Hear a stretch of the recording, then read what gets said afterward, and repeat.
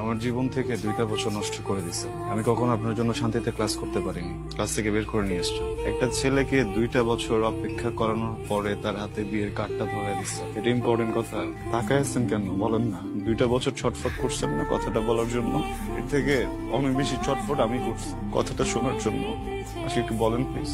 আমি শুনে এখান থেকে চলে যাবো, আমি কোনো সিনক্রেট করবো না। আমার দিকে তাকান। আমি তোমাকে ভালোবাসি।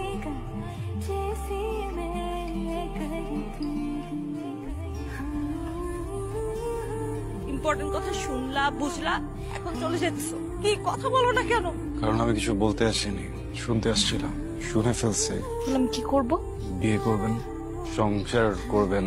তুগুলা মানুষের সামনে আমি কি বলছি সবাই শুনছে, তারপর আমার বিয়ে হবে তোমার মনে হয়? সরি, ভালো থাকবেন।